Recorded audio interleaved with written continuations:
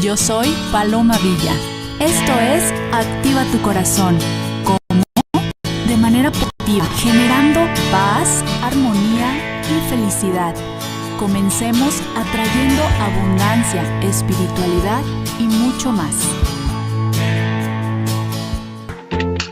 Hola, bienvenidos a Activa tu Corazón. Para mí es un gusto saludarlos y sobre todo espero que estén en casa cuidándose, preparándose para la Navidad, pero entendiendo que este año va a ser a lo mejor una Navidad diferente, pero con el propósito de cuidar y también cuidar a los demás, sobre todo a los adultos. Hay que pensar un poquito y entender que las fiestas, a final de cuentas, si no se realizan este año, como todos los años, las posadas tradicionales, pues lo importante es enviarnos un saludo a distancia, mandarnos buena energía, pero sobre todo cuidándonos conscientemente. Hoy tenemos un invitado de lujo que me encanta que esté presente porque siempre trae temas muy importantes. Ustedes saben que para mí la salud mental es lo más importante. Cuando nosotros invertimos tiempo en una alimentación más consciente, en cómo cuidar nuestra mente y nuestro cuerpo por fuera y por dentro, yo creo que es el mejor regalo que nos podemos dar. Y viene a presentarnos un libro que también está promocionando, El Perfecto Cerebro Imperfecto. Descubre cómo tu cerebro te ayuda a superar temores e incertidumbres y a lograr bienestar y felicidad. Eduardo Calixto, bienvenido a Activa tu Corazón. ¿Cómo estás? Activando nuestros sentidos, activando el cerebro. Feliz de estar contigo, querida amiga. Muy buenas tardes para todos. Muy buenas tardes y gracias nuevamente. El cerebro humano, sabes, soy una apasionada del funcionamiento del cerebro, porque creo que el cerebro pues es definitivamente lo que nos conduce a crear caos, a crear bienestar, y todos deseamos bienestar, pero si no sabemos cómo controlar todo lo que hay en este pequeño cerebrito que crea tanto desastre o tanto caos o tanto bienestar, pues entonces no vamos a poder controlar nada. Háblanos de este libro que me parece una súper opción. Fíjense, les comento que es un libro que fue inicialmente hecho para tratar de sacar de lo negativo cosas positivas, pero cuando lo estaba yo escribiendo me di cuenta que había elementos que a veces hacemos y que nos hace distorsionar. Te voy a poner un ejemplo. La gran mayoría de nosotros nos preocupamos de cosas que todavía no suceden. Para tratar de sacar de lo... Y en ese contexto, cuando una persona se pone a preocuparse de más, genera tanta ansiedad que por momentos te paraliza. Entonces, muchas veces no tenía por qué salir mal algo y lo hicimos que saliera mal sin que nos lo hubiéramos propuesto. Fue tanta nuestra preocupación que distorsionamos. Otro ejemplo es que puedes hacer 25 cosas maravillosas todo el día y llega un momento que algo pasa mal. No, bueno, lo peor es que le echas todo a lo que hizo mal, pone uno atención mal en lo que hizo y terminamos por darnos cuenta que no teníamos que llegar a ese punto. Contexto. El cerebro tiende a ser perfecto, hace cosas maravillosas, pero a veces se comporta de manera imperfecta y me pareció interesante jugar con las frases el perfecto cerebro imperfecto, porque de repente dices, no, mi cerebro es perfecto. Sí. Ese es el punto, que detectemos cuando no lo hace o cuando no es perfecto y entonces lo limitemos. Sí, porque acabas de decir algo súper importante. A veces deseamos con todo nuestro corazón que algo salga de una manera, pero ahora sí que el enemigo está en nuestra mente, ¿no? En nuestro cerebro, que es el que hace que hagamos todo lo contrario. ¿Por qué sucede esto? Sí. Porque fíjate que tenemos redes neuronales que el cerebro tiene una gran cantidad de núcleos que unos están especializados para engancharse, digamos, para detectar lo negativo, y en ese momento las regiones que están para activarse le dan la importancia que por momentos no deberíamos llegar a ese punto, y de tal manera que nos llama poderosamente la atención lo negativo. Entonces sucede algo negativo, empezamos a hacer ideas completamente monotemáticas con respecto al problema, con respecto a la situación. Cuando volteas y dices, caray, Si he hecho cosas maravillosas, he resuelto elementos muchísimo más graves que esto, ¿por qué me estoy enganchando en algo que no debería? Es una naturalidad de redes neuronales que las tenemos conectadas y que, lo menciono en el libro, entre los 7 y 14 años se conectan áreas, por ejemplo, de interpretación de emociones, de conductas, con áreas que generan la emoción, con respecto a áreas con las que se va a memorizar. Y entonces, los 7 y 14 años, cuando yo te pregunto, oye, ¿qué tal? ¿Cómo eres? Y le pido una descripción a la persona y me dice, no, pues soy como enojón, no me gustan los errores, soy muy perfeccionista. Entonces le diré, prácticamente, con un factor de atinarle, es que entre los 7 y 14 años alguien te enseñó a ser así, lo viviste en tu familia y eso lo introyectó el cerebro, y en las redes neuronales entonces hacen que detecten errores. Y bueno, cómo nos gusta hacer chisme, comer prójimo rápido y fresco, cómo nos encanta, por ejemplo, sentirnos que nosotros controlamos las cosas. Entonces, en este libro, El Perfecto Cerebro Imperfecto, hago todo ese embalaje de explicar por qué, pero cómo podríamos hacerlo. Y entonces, en lo general, tienes muchos elementos, todos los cerebros para hacer excelente, para memorizar, pero entonces date la oportunidad a alejarte del perfeccionismo, porque eso es lo que más nos aleja de ser feliz. Yo lo digo de una manera muy práctica en el libro. Prefiere ser feliz a ser perfecto, a tener la razón. Y este es uno de los grandes elementos que, si lo viéramos como las neurociencias nos los dice, creo que nos iría mejor. Aquí hay una pregunta del público que dice, ¿mente y cerebro es lo mismo? No. Digamos que la mente habita en varias áreas del cerebro. Y hoy le podemos sacar casi la foto. Por años se nos iba así, decía, ¿dónde está la mente? Y decíamos, no, mira, y señalábamos esta parte, Paloma, que es la parte, digamos, más inteligente del cerebro, la prefrontal, porque ahí están tus límites, ahí se encuentran específicamente las áreas de el control social, el pensamiento, ¿no? Sin embargo, también hay otras áreas que nos ayudan a proyectar vida, lenguaje, etcétera. Cuando me dicen, ¿la mente en dónde está? Yo diría, está en varias partes del cerebro que se mueven en forma inmediata de acuerdo al estímulo que entra. Por eso hoy podemos pedirle en un escáner, en una resonancia magnética, que se iluminen las áreas que capturan oxígeno y oxígeno, y entonces se ve como si fuera un juego de estos de mapeo cerebral en donde se prende un área, luego se prende otra, luego se prende otra.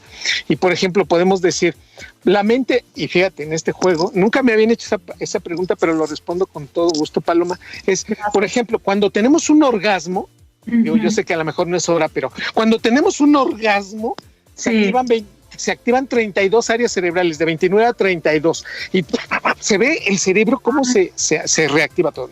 Pero cuando haces un análisis matemático se activan 16. Y entonces dices, ok, y cuando noto un gol la selección, se parece mucho a un orgasmo. Pero cuando haces un cálculo de lo que vas a hacer el próximo año, pero así con mucho detalle, se activan 15. Entonces, la mente depende del estímulo que uno tenga, y es entonces decir que la mente es una estructuración movible, que por momentos son muchas áreas o a veces son poquitas.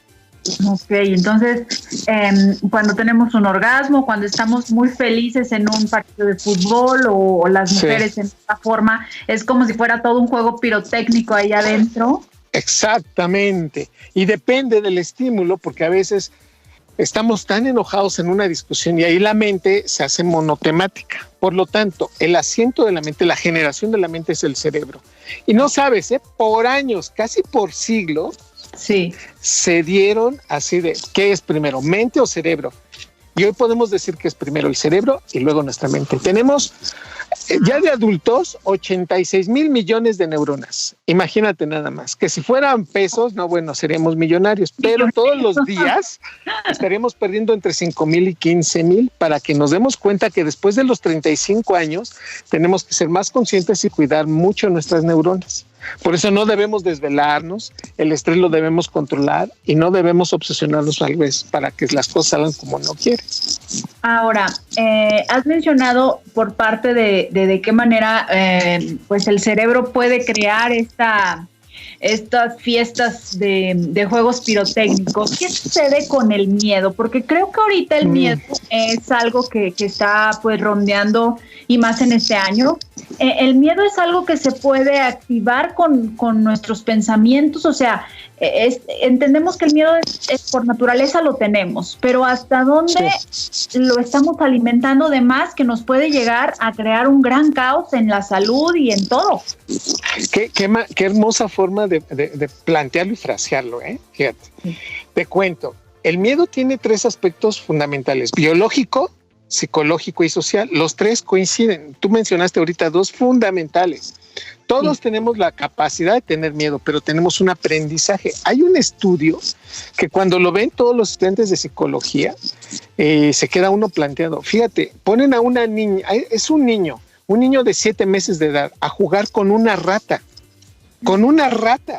O sea, una rata de laboratorio, y es una rata, la rata ya es adulta, entonces la rata es de este tamaño. Sí. Cualquiera diría, oye, no, pero espérame, prefiero un gatito, un perrito, a una rata, porque luego la asociamos a que la rata nos puede morder. Sí. Y no nos damos cuenta que las ratas, las de laboratorio, las ratas Wistar, por ejemplo, no son agresivas. Es más, le puedes apachurrar la cola y la rata nada más le da dolor, pero se aleja. Son de las cosas que, bueno, los que hacemos ciencia o los que estamos en un laboratorio medio le sabe. Pero entonces el niño, esto es icónico, porque entonces juega con la rata y después le enseñan un video en donde la gran mayoría de la gente le tiene miedo a la rata. Y a la siguiente sesión le vuelven a mostrar la rata y el niño tiene miedo. Lo aprendió. Entonces hay reacciones que se aprenden. Sin embargo, nuestro cerebro tiene capacidades de tener miedo. Contesto la primera parte biológica. Sí. El miedo es necesario. El miedo es fundamental. No es malo tener miedo. El problema es que a veces le echamos mucha la culpa al miedo y decir, a ver, entonces, ¿debo tener o no miedo? Sí, sí debes tener miedo, pero lo debes saber controlar y adaptarlo en un rango no mayor, por ejemplo, el miedo de 30 minutos, aún teniendo el estímulo enfrente, porque si no te distorsiona todo el proceso de adaptación y te lleva a un estado en donde se da una respuesta biológica que esa ya no es la adecuada. Entonces, prolongar por arriba de 30 minutos un estímulo de miedo es cuando ya tenemos este factor que agrede al corazón, al sistema cardiovascular, a la oxigenación de la sangre, pero en especial a las redes neuronales de la memoria y el aprendizaje. Esto es fundamental. Tener miedo por mucho tiempo, digamos, es que vámonos, Paloma. No, Eduardo, ¿y qué tal si nos pasa y nos come el lobo?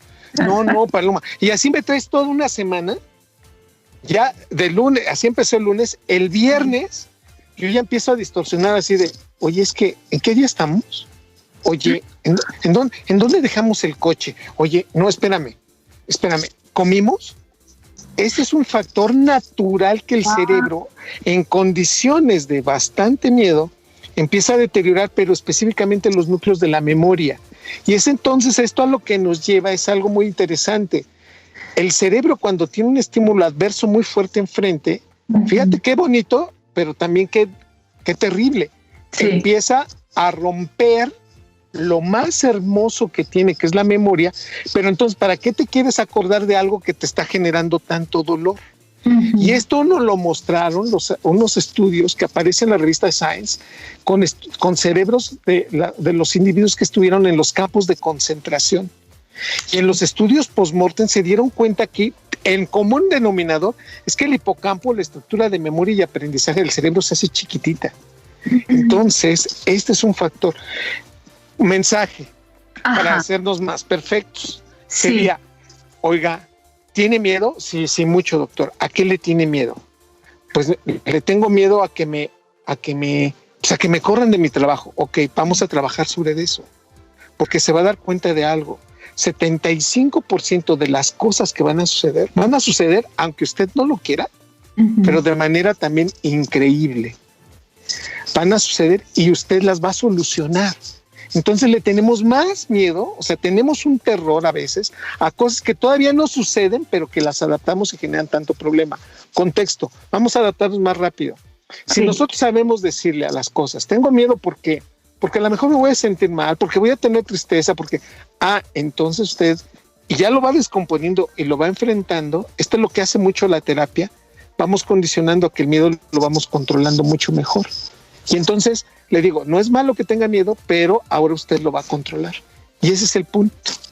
Entonces, claro. así como no hay que decirle, Paloma, a alguien, no te enojes, no llores, no tengas miedo, también deberíamos quitarlo.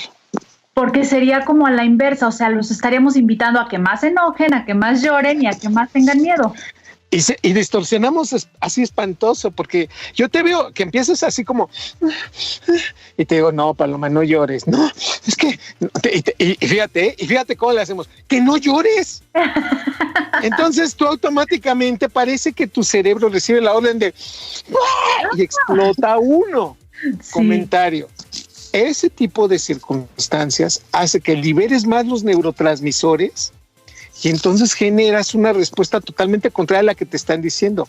Mejor es, ¿sabes qué, Paloma? Vas a llorar, llora. A ver, y aquí me quedo contigo. Y escuchen esto, porque nadie nos lo explica. Y a veces hasta con la pareja, con los hijos o con alguien que queremos, solemos ser bastante tajantes. Le dices, ok, ya lloraste. Sí, aquí estoy contigo. Nadie puede llorar por arriba de 12 minutos. Mira. Nadie. Que tú me digas, pero Eduardo, yo he llorado toda la noche. Sí, pero no toda la noche seguidita. Ajá. Lloras por pedacitos y te das cuenta que cada vez los llantos se van haciendo más cortitos, al grado de que te tranquilice. La emoción que más gasta energía es el llanto. Mira. Por eso la que más nos cansa. Por eso terminar de llorar, te sientes muy cansado. No, bueno, te duermes o te da hambre. Entonces tú estás así de, una pizza, no la comemos. Y tú dices, oye, estabas triste, sí, pero tenía hambre. Y te das cuenta cómo muchas personas, también eso es algo muy interesante, se comen sus penas. Empiezan a comer y a comer y a comer más de situaciones que no pudieron controlar. Claro, también tiene que ver mucho cuando están las personas en romance, etcétera, porque se la pasan llore y engordan. Y todos estos procesos. Por eso yo insisto, no es malo tener las emociones. El problema es, por ejemplo, si ya después de una hora sigues enojado, cuidado. Ya te estás saliendo del horario o del espacio donde era normal enojarse. Sí. Si te pasas, ejemplo, yo te calculo que andas por abajo de los 40 años. Tú todavía, querida Paloma, es normal que te rías en promedio entre unas 200 veces al día, tú. Pero yo ya estoy arriba de los 50. Entonces yo lo normal es que me ría menos de 100 veces al día. Y un muchachito de 17 años se ríe 300 veces al día. Entonces nos damos cuenta que de acuerdo a nuestra edad también tenemos umbrales para la risa distintos. ¿Qué es lo que me quieres decir con esto, Eduardo? Te quiero decir que depende con la persona con las que estás, los niveles de hilaridad, de risa, se van cambiando. Por eso una persona de 50 años va con un grupo de chavos de 18 años, dice, no, es que me aburrí, estos se ríen de todo. Pasa la mosca y se estaban riendo y te dices, oye, tranquilo, pues así es ese cerebro, acuérdate cuando tú tenías esa edad. Es por eso que es normal que personas de 50 años, ¿no? Y más varones, somos monosílabos, así de, ¿qué tal? ¿Todo bien? Sí. ¿Qué le sirvo? Lo que quiera. Y se entienden. Entre una de 40, empieza, pues sí, hace calor, sí, la conversación es como más rápida. Sí. Entonces, eventualmente, incluso, ahora lo vemos al revés, a un muchacho de 20 años le dices, ¿vas a salir con esa ropa? Y el chavo así de, no me veo bien. No, te ves pésimo, árbol de Navidad. Uy, se regresa, porque para él es muy importante lo que dicen los demás. Sí. Díselo eso a uno de 50 años. ¿Vas a salir así tú? Sí. Sí. ¿Qué tiene? Uy, ¿qué tiene? No, pues te ves mal. Me vale. Es para mí. Te das cuenta cómo ya los adultos, por arriba de 50, ya no tienen tanta vergüenza de lo que ellos hacen y visten. Y entonces nos damos cuenta cómo hay algunas cosas que el cerebro va cambiando a lo largo de la vida. Ahora, antes de despedirnos, me gustaría cerrar con una pregunta. Como te dije, yo soy fanática del funcionamiento de la mente porque creo que la información siempre es poder y el conocimiento también. El libro que tú nos estás invitando a que conozcan y que lo regalen en esta Navidad, porque entre más sepamos del funcionamiento, más vamos a tener salud, que hoy es de las cosas que más tenemos miedo a perder. Yo cada vez compruebo, ya tú me dirás si estoy bien o estoy mal, pero el gran poder que tiene la mente en la salud. Porque hemos visto muchos casos de personas que a lo mejor ni siquiera salieron a ningún lado, pero por X razón les dio el virus y fallecieron. Y personas que están expuestas todos los días, a lo mejor porque tienen que salir a vender algo a la calle y ahí están vivas y con salud. Obviamente no quiero decir con esto que la enfermedad no exista. Sí creo que existe la enfermedad, pero ¿qué tanto potencial tiene la mente de cuando nos llenamos? Y no nada más para lo que estamos viviendo ahorita, para cualquier enfermedad, para el día de mañana. Cuando nos dejamos como influenciar tanto por todo lo que escuchamos, se crea un miedo que es con lo que quiero que se quede el público, porque sí veo un temor muy grande. Entonces, para mí yo digo, bueno, pues, o sea, creo en la enfermedad, me cuido, me protejo con todas las protecciones, pero no estoy, ay, no salgas y no sé qué, que cada vez escucho más y que creo que estaríamos dudando de la naturaleza de nuestro cuerpo, que son nuestro sistema inmune. De hecho, yo todos los días me hablo, tengo un sistema inmune perfecto, salud de pies a cabeza, y creo que me ha funcionado. Pero tú dime, Calixto, si estoy bien o estoy mal. No, Paloma, lo dijiste muy bien. Y voy a tratar de resumir todo esto en una manera muy simple. Cuando nosotros estamos dándole vuelta a una idea que nos da miedo, que nos hace distorsionar, porque, digamos, siempre tengo el mismo miedo, y no, te das cuenta que hay veces que es más fuerte, y a veces dices, ya lo controlé, y al día siguiente, ¿qué tal? Ya estás así, ¿no? Y nos damos cuenta de varias cosas. Uno, el miedo nos hace hacer cosas que comúnmente no haríamos. Es decir, sí puede sacar lo peor de nosotros. Nos hacemos más irritables, nos convertimos en individuos que por momentos somos y buscamos, y eso es una naturaleza del cerebro, buscar culpables.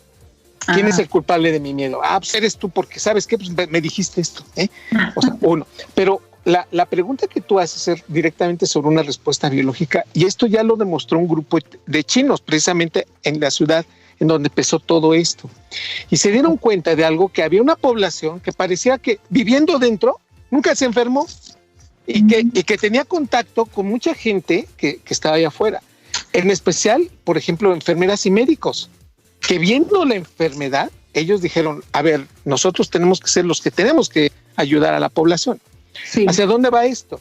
Que la población que tiene miedo, o cuando tu enemigo no lo tienes enfrente, o sea, dices, es que ¿a quién le tengo miedo? A la enfermedad. ¿Pero qué es la enfermedad? No, hasta que la tenga lo voy a percibir. Pero ¿cómo es y todo? Ya cuando vimos ahí el esquema del virus y todo dibujado, y lo vemos, es eso, ok. Eso dio certidumbre. Pero de nuevo, cuando no hay certidumbre de cosas, el cerebro siempre busca tener control de la situación. Cuando eso lo perdemos, nos rompemos, porque generamos mucha angustia. Y una de las respuestas biológicas que se da ante eso es un incremento de cortisol, una hormona maravillosa que te disminuye la actividad inmunológica cuando este cortisol está por arriba de 72 horas. Es una alarma que te da y que te hace que seas competitivo, te quites y te vayas.